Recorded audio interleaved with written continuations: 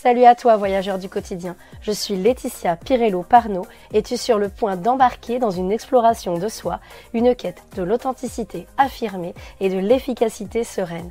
Ici, on ne fait pas que rêver grand, on donne vie à ses rêves, alors installe-toi, respire tranquillement et plongeons ensemble dans le podcast du jour. Hello cher entrepreneur, si c'est ta première incursion au sein du podcast, je te souhaite la bienvenue. Sens-tu que ton business prend parfois le dessus, te laissant le sentiment d'être enchaîné à ton propre rêve? Dans cet épisode, on va apprendre à remettre les pendules à l'heure et retrouver l'équilibre entre passion et liberté. Es-tu prêt à reprendre les commandes? C'est le moment de naviguer vers l'équilibre. Donc là, on va commencer par le fait de voir quand ton business prend les rênes. La question de justement pouvoir reprendre les commandes sans tomber dans l'excès de peur et donc de surcontrôle, bien sûr, mais c'est important de le voir ensemble. Donc l'emprise du succès. Elon Musk, entrepreneur visionnaire derrière SpaceX et Tesla, vit pour son travail, je crois que c'est assez évident, on le voit bien, mais son exemple montre qu'il est crucial de prendre du recul pour éviter l'épuisement. Cela démontre l'importance de la gestion du temps et du repos pour la santé mentale et physique, même pour ceux qui sont au sommet. Et de l'adapter bien sûr à ton rythme, d'accord? Parce qu'à un moment donné, on n'a pas tous le même rythme que Elon Musk. Tu peux avoir ton propre rythme et ça peut être très bien. Le tout, c'est d'adapter à ce rythme. Donc voilà, ça démontre cette importance-là. Gestion du temps, du repos, santé mentale, physique, voilà. Des techniques de gestion du temps comme la méthode Pomodoro peuvent aider à intégrer des pauses qui sont nécessaires dans les agendas les plus chargés. D'ailleurs, si tu as un agenda qui est surchargé, qui n'a aucune pause, attention, au moindre événement, ça peut surcharger. Et en gros, l'idée, c'est effectivement d'avoir des moments où tu peux te dire là, s'il y a quoi que ce soit, je peux régler les problèmes en cours. Et puis, s'il n'y a pas, je me détends.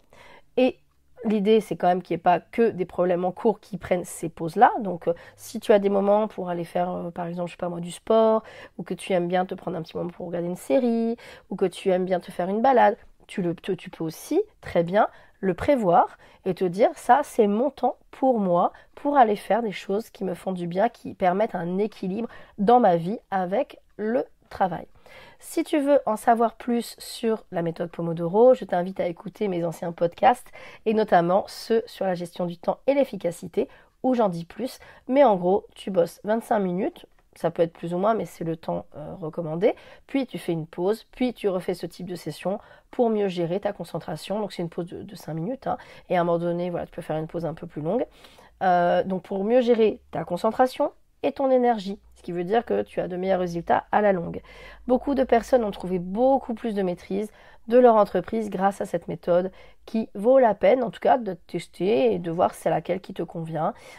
Quelle méthode, tu peux en mettre plusieurs aussi, en acquérir plusieurs au fur et à mesure. Voilà, donc l'idée c'est ça, parce que sinon après qu'est-ce qu'on a? On a le risque d'avoir un équilibre qui est mis à mal, qui d'une certaine manière peut être un peu brisé. Donc lorsqu'un business consomme tout ton temps, l'équilibre entre la vie professionnelle et personnelle est compromis, similaire à une balance déséquilibrée. Le nombre de burn-out, mais aussi les hauts et les bas quand il s'agit d'avancer dans son entreprise, montre que ce n'est pas toujours gagné. J'en suis passée par là, personnellement, et pas qu'une fois. Et en tout cas, à un moment donné, à force, on apprend et on met en place de meilleures stratégies. On s'écoute aussi, pas juste une question de stratégie d'ailleurs. Et j'en suis passée par là, voilà. Et c'est un apprentissage de tous les jours pour comprendre ce qui va et améliorer la donne et comprendre ce qui ne va pas pour justement améliorer. Cela dit, c'est nécessaire car sinon, j'aurais sans doute dû tout arrêter. En fait, et ça, à un moment donné, parfois on est obligé d'arrêter, c'est comme ça, mais je veux dire, j'ai fait aussi ce que je pouvais pour ne pas être obligé d'arrêter, et j'ai bien fait, parce que j'aime aussi ce que je fais, voilà, mais c'était une question plutôt de trouver un équilibre, parce que sinon, si j'avais dû effectivement tout arrêter, c'est parce que derrière la santé, en gros, pouvait en pâtir, et à un moment donné, il ne fallait plus que ça soit comme ça. Donc, moi, j'ai réajusté sur les horaires, en ce qui me concerne. Je me suis dit, voilà, je choisis aussi certaines prestations que je fais plus. J'en choisis d'en garder certaines. Et je vais aussi me trouver derrière aussi des choses qui me font du bien au niveau sportif, au niveau de certaines de moments pour moi. Prendre soin de soi aussi, ça peut être des fois à une période j'y allais plus du tout, mais c'était de peut-être aller chez le coiffeur ou voilà, vraiment de s'autoriser des petites choses qu'on n'aurait peut-être pas fait en se disant j'ai pas le temps, j'ai pas le temps. Voilà. Et donc pour restaurer cet équilibre, sache qu'il est essentiel de fixer des limites claires entre le travail et la vie personnelle, en utilisant par exemple des applications qui aident à séparer et à planifier efficacement les deux aspects, voilà, le travail et vie personnelle. Et la pleine conscience dont j'ai parlé dans un précédent podcast, ça peut aussi énormément t'aider. Parce que souvent les personnes, elles ont du mal là-dessus. Il y a pas longtemps, je parlais avec une entrepreneuse qui disait justement qu'elle, elle aidait autour justement du burn-out. Et que en ce qui la concerne, à un moment donné, ce qui se passe, c'est que justement, elle avait compris qu'il y avait des choses qui, quand ça n'allait plus, qu'elle repartait dans justement la dynamique de burn-out. En fait, ce qui se passait, c'est que elle fallait qu'elle reprenne justement de bonnes habitudes. Au niveau alimentaire, au niveau du sommeil, ça peut être au niveau des relations.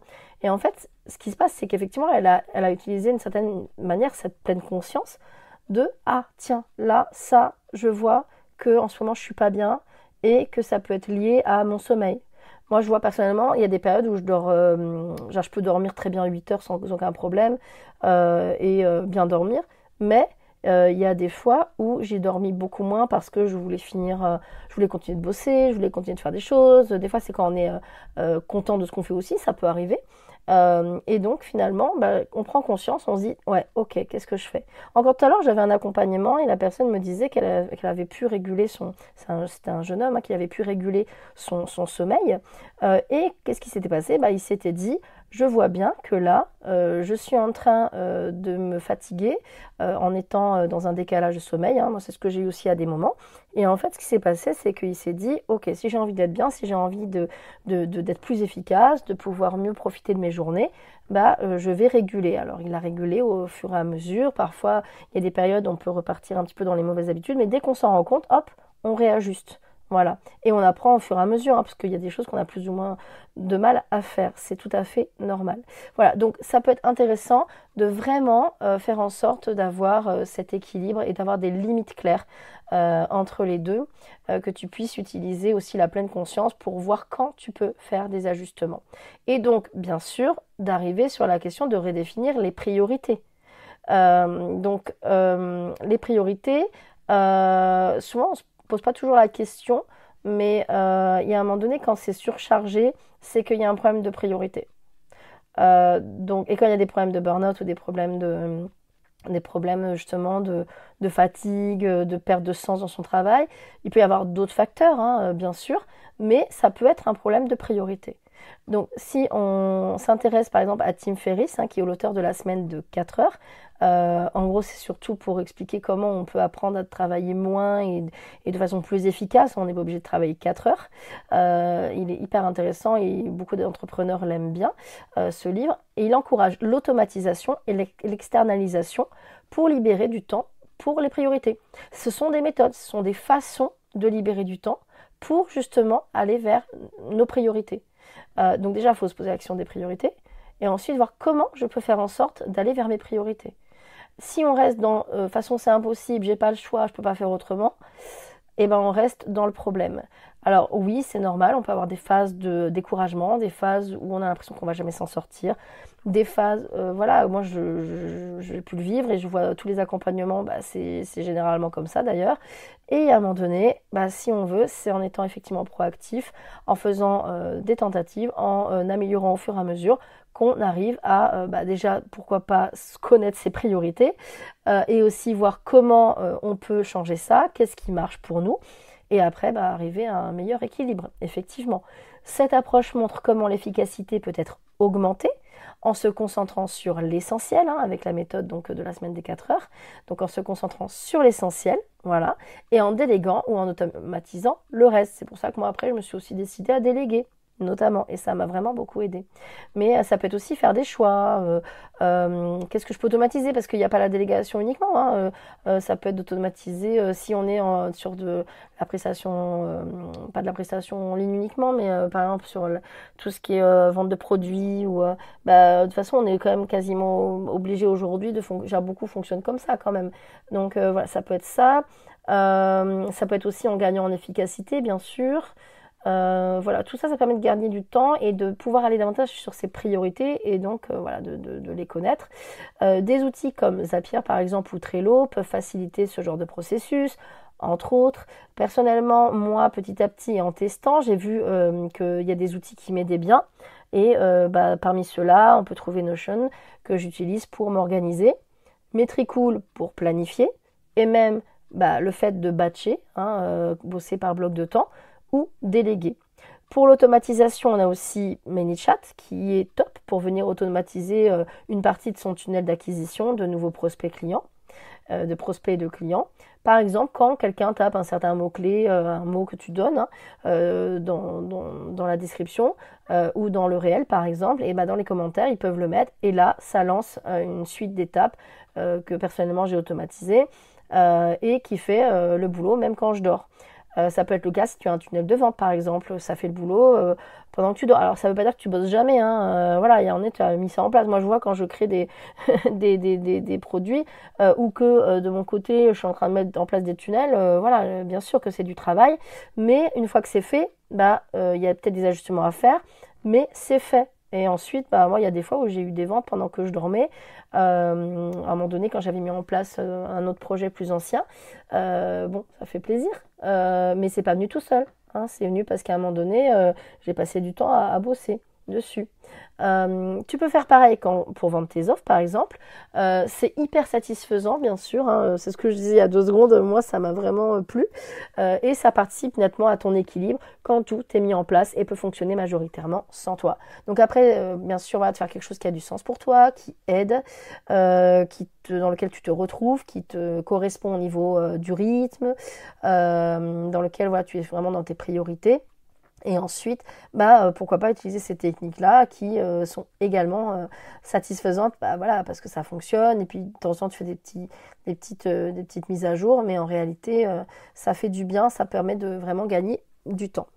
En tant que gestionnaire de ton temps, élaguer des activités superflues, ça permet de concentrer tes efforts sur ce qui compte vraiment. Et pour ça, je vais utiliser de nouveau la métaphore du jardin. J'en ai parlé encore à quelqu'un tout à l'heure et elle adorait ça. Les métaphores sur le jardin, ça lui a beaucoup, beaucoup, beaucoup parlé. Je lui avais donné aussi celle du capitaine du navire. Voilà, donc on y reviendra, mais sur le fait de pouvoir être maître de son navire et de pouvoir avancer là où on souhaite. Et voilà, il y a plein de choses à dire, hein, c'est vraiment vaste. Cela suggère donc de faire régulièrement l'inventaire de tes projets et engagements pour identifier et éliminer ce qui n'est plus bénéfique, permettant ainsi aux aspects les plus précieux de ton travail et de ta vie de s'épanouir. Donc faire le tri, ça rejoint ce qu'on disait lors du podcast précédent, dire non. Faire des choix t'amène enfin vers une entreprise qui peut fleurir et porter ses fruits.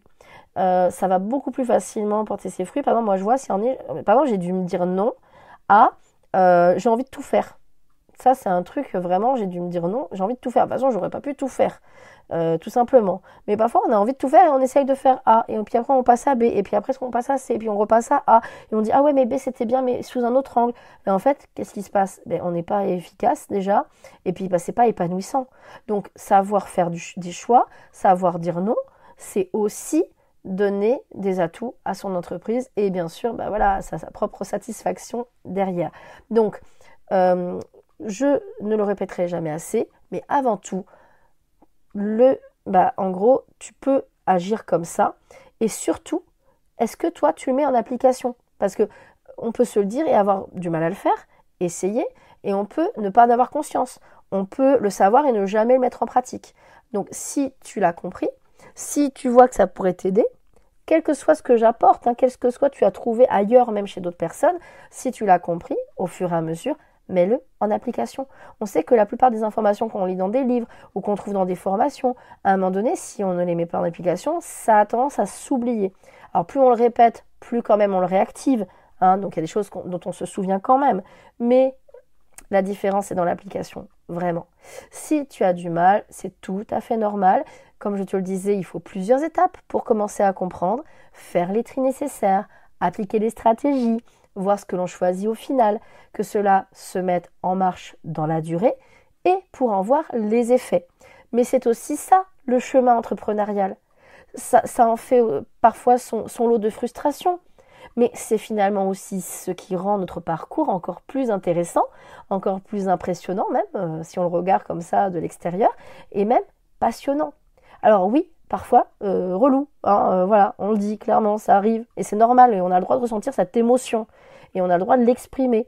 Mais si on reste coincé dans cette émotion en se disant, de toute façon c'est nul, c'est foutu, j'y arrive jamais, c'est aussi l'art de rebondir. Et à un moment donné, eh ben ok, on y repart. Bah si on aime, hein, si on n'aime pas, c'est pas la peine. Mais si on aime ce processus, qu'on apprend à aimer ce processus aussi, voilà, qu'on a vraiment un objectif et qu'on a envie d'y arriver, bah, ça va être une occasion effectivement de vivre ce chemin entrepreneurial. Voilà, donc plus tu comprends ça, plus tu sais pourquoi ça arrive, ce qui fonctionne, et donc plus tu le vis mieux qu'au début, où tu galérais sans savoir pourquoi ni comment ça marche. En fait, tu apprends tous les jours et tu apprends toute ta vie. Et dans l'entrepreneuriat, c'est le cas. Voilà, donc et ce qui est acquis est acquis quand même. Et à un moment donné, si tu verras, tu vas te regarder en arrière, tu vas te dire ah ouais, quand même, tout ça j'ai mis en place. Et souvent on voit ce qui manque, on voit le verre à moitié vide quoi. Et en réalité, quand on se retourne, on fait ouais, quand même, j'ai fait ça, ça c'est bien. Alors peut-être qu'on n'est pas fier de tout, mais en réalité, regarde déjà ce que tu as fait. Regarde tout le chemin que tu as parcouru. Et si tu en es au début, t'en es au début, c'est génial déjà aussi d'en être au début. Ah oui, on a envie d'être déjà à la fin. Moi, ça, c'est aussi un de mes gros problèmes. Mais il y a un moment donné, on doit bien commencer.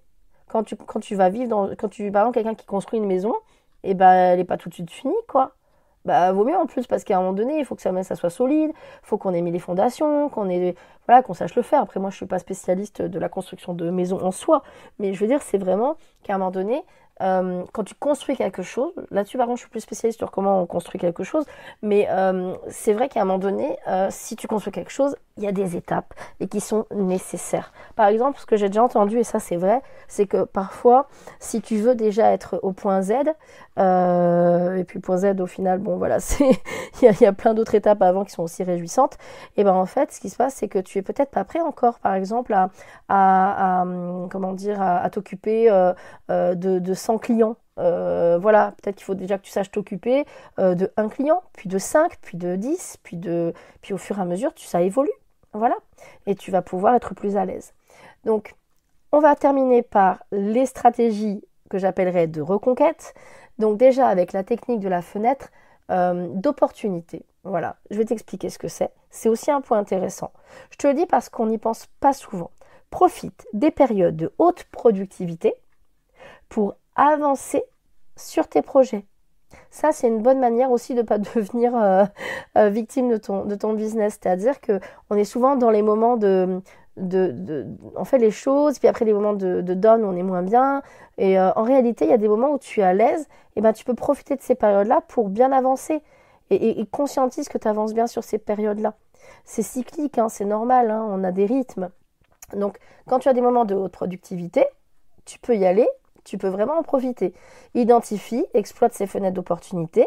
Ça nécessite pour le faire une bonne connaissance de soi et la planification de tâches complexes pendant ces pics de performance. Ça peut aider de pouvoir planifier justement quelles tâches on peut mettre pendant ces pics-là de performance. Par exemple, tu peux connaître ta performance sur une journée, savoir que tu es plus à l'aise le matin ou plus à l'aise le soir.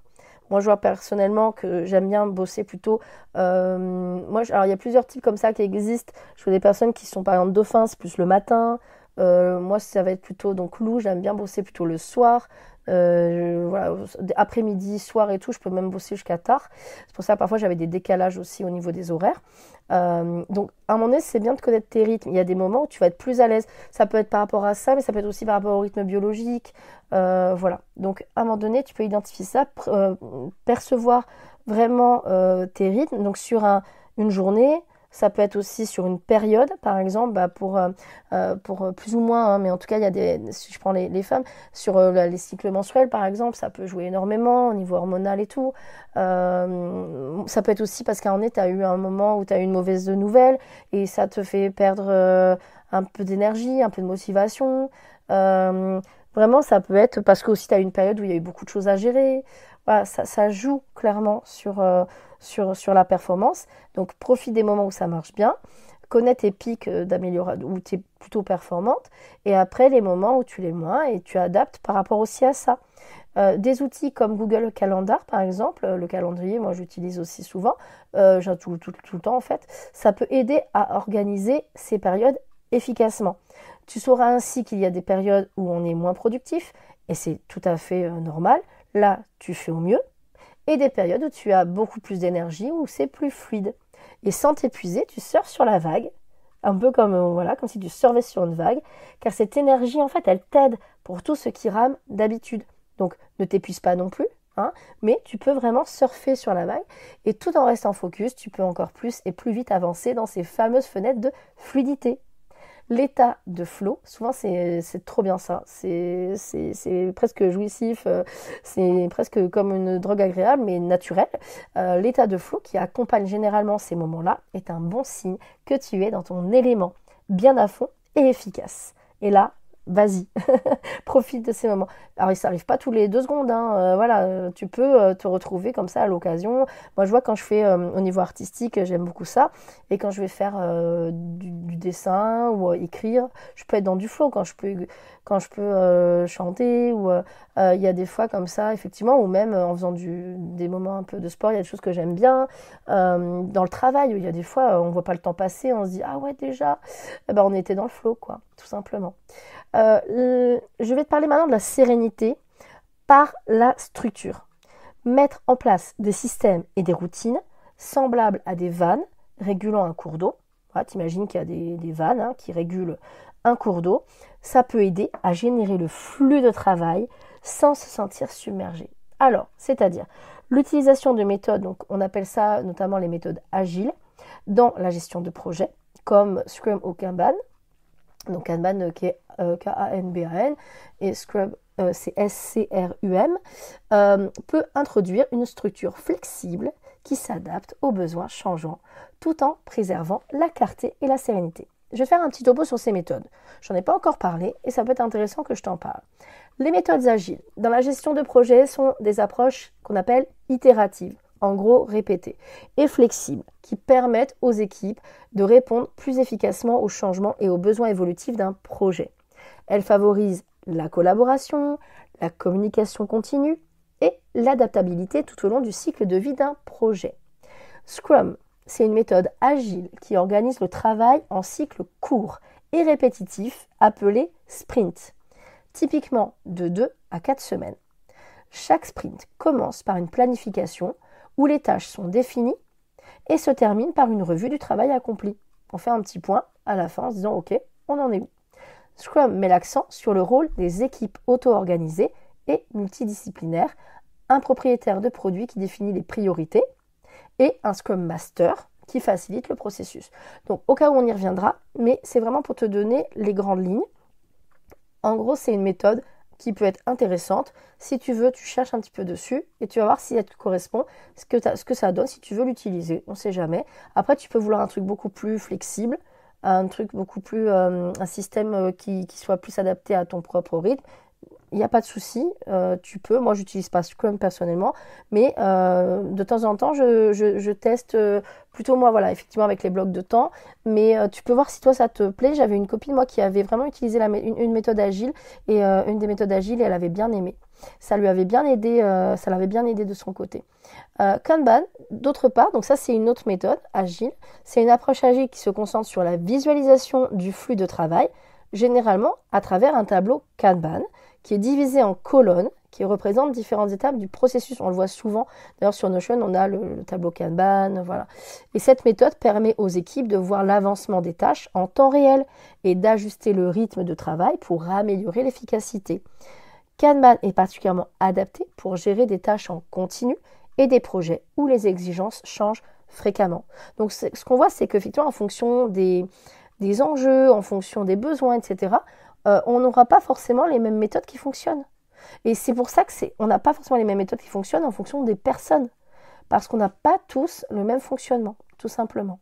Donc, en somme, Scrum est idéal pour des projets qui bénéficient d'une structure donc itérative avec des livrables réguliers, tandis que Kanban est mieux adapté pour des environnements de travail où la flexibilité et l'adaptation continue sont des valeurs clés. Tu l'as vu, chacun de ces points qu'on a vus ensemble depuis le début de cet épisode souligne donc l'importance de maintenir un équilibre entre le travail et la vie personnelle, de redéfinir les priorités pour se concentrer sur ce qui est essentiel pour toi et d'adopter des stratégies et des outils pour gérer efficacement ton temps et tes projets. Donc tout ça, ça peut vraiment t'aider à ne pas te faire victimiser, on va dire d'une certaine manière, en tout cas de ne pas subir ton business. Et teste, vois ce qui te plaît, fais évoluer aux besoins et choisis ce qui te convient bien à toi, vraiment. C'est surtout ça la clé à ne pas oublier. Moi, je m'en suis rendu compte, j'ai vu plein de conseils, quand parfois on regarde partout les formations, les contenus qu'on peut trouver, on va trouver plein de techniques différentes qui souvent se contredisent. Et en fait, au final, ce qui compte, c'est de trouver ce qui te correspond, c'est de le personnaliser. Et tu peux retrouver à un moment donné une technique qui fonctionne pour tout le monde, on va dire, genre pour beaucoup de gens. Mais en réalité, vraiment, il faut que tu te constitues quelque chose de bien personnalisé et que ça te corresponde, parce que c'est pas parce que, par exemple, quelqu'un va te dire qu'il faut absolument prospecter, que quelqu'un d'autre va dire on n'a pas besoin de prospecter, que quelqu'un d'autre va dire oui, il faut se montrer absolument, que quelqu'un d'autre va te dire mais il n'y a pas besoin de te montrer. En fait, tout le monde a raison d'une certaine manière. C'est juste que toi, tu veux quoi? Et on revient à quels sont tes choix, qu'est-ce qui te correspond? Qu'est-ce qui te donne envie? Et qu'est-ce qui te donne envie, mais qui va te convenir dans le quotidien? Et dans la répétition aussi, bien sûr. Donc voilà. Maintenant, passons à un rappel des points clés. Premièrement, intègre des pauses qui sont nécessaires dans ton emploi du temps pour éviter l'épuisement. Fixe des limites claires entre le travail et ta vie personnelle pour maintenir cet équilibre qui est important pour toi.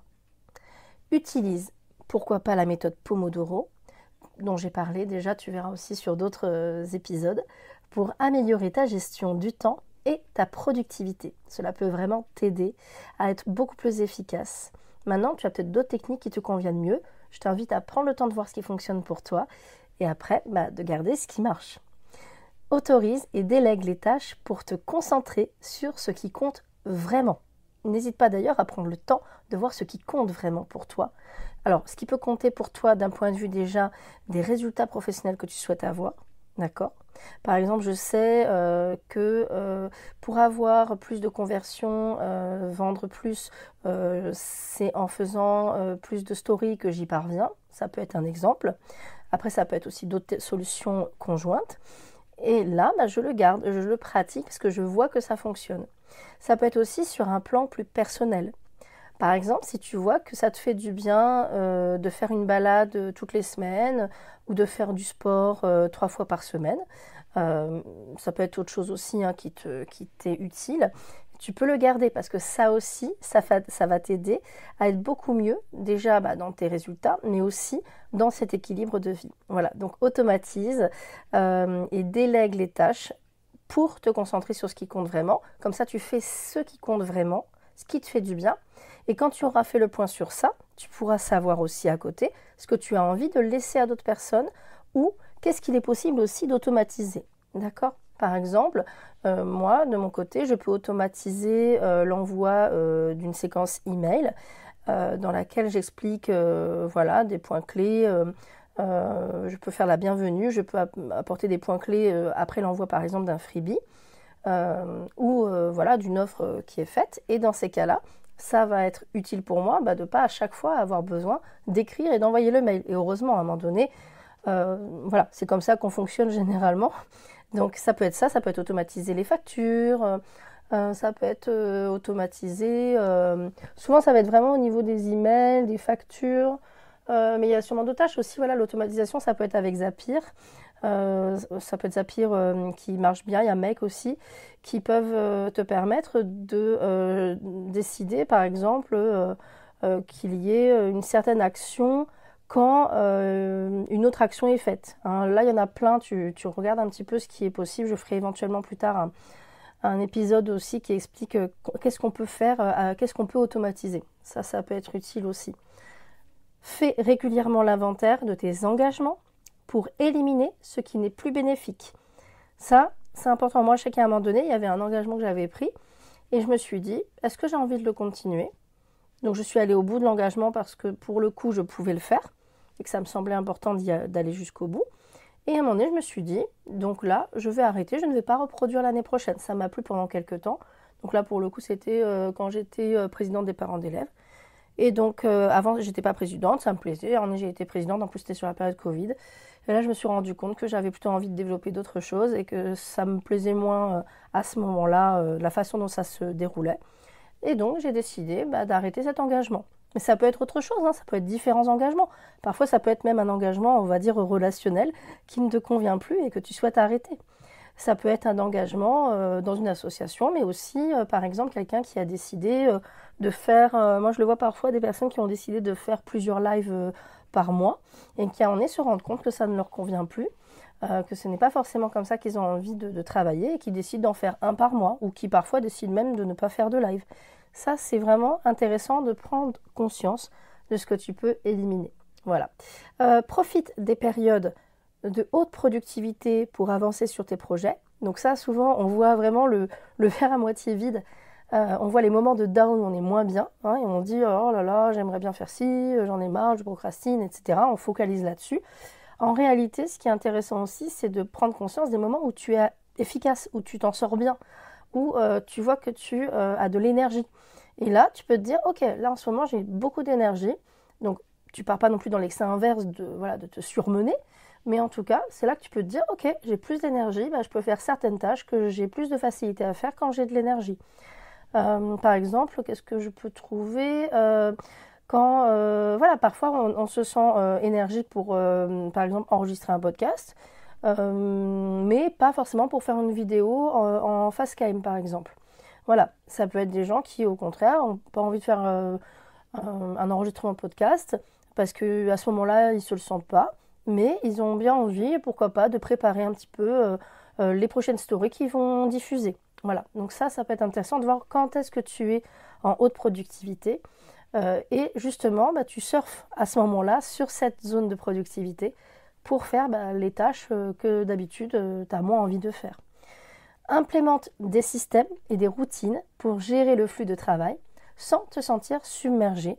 Voilà, donc ça, les systèmes, ça peut être notamment les systèmes automatisés dont on parlait juste avant, mais ça va être aussi tout simplement dans la journée des choses qui vont être moins coûteuses parce que justement tu as l'habitude de les faire, tu n'as pas besoin d'y penser, tu n'as pas besoin de te dire il faut que je le fasse. Voilà, comme par exemple le matin ou le soir, tu as peut-être l'habitude de te laver les dents, c'est automatique, tu n'as pas besoin d'y penser, c'est une routine, c'est dans ta routine. Et ça peut être vraiment pareil pour des tâches du quotidien liées à ton travail. Par exemple, je vois quand je partage des réels, ça peut être tous les soirs, je sais que je me prends 10 minutes pour me préparer le réel et le partager. Voilà, donc ça devient un moment donné routinier et ça peut être agréable même. Souvent les gens n'aiment pas trop la routine quand c'est associé à ennui, plan-plan, voilà. Mais en réalité, lorsque c'est quelque chose qui nous fait gagner du temps, de l'énergie qui apporte à nos objectifs, c'est vraiment intéressant d'avoir des routines qui permettent de faire les choses de façon un petit peu plus moins énergivore, plus automatique justement. Et enfin, le dernier point, je le rappelle, c'est adapte ta stratégie et tes outils de gestion de projet pour rester flexible et réactif. Voilà. Donc en gros, par exemple, j'en avais déjà parlé, mais le fait de te laisser des créneaux de disponibilité dans ton emploi du temps, ça peut être une sorte de stratégie. Ça fait partie d'une stratégie qui peut t'aider à être plus flexible et donc plus réactif quand il y en a besoin. Ça peut être aussi d'autres choses qui vont t'aider. Par exemple, tout simplement, quand tu vois que tu as besoin de parler de tes problèmes, bah, tu prends rendez-vous avec ta coach ou avec ta psy, pourquoi pas, pour justement en parler et ça t'aide à pouvoir être flexible dans une situation où c'est compliqué. Voilà, par exemple, ça peut être une idée. Et voir quels sont les outils. Alors ça peut être des outils comme je te le dis qui semblent pas forcément concrets mais qui ont quand même un impact voilà, positif. Ça peut être aussi des outils concrets qui t'aident voilà, à être flexible.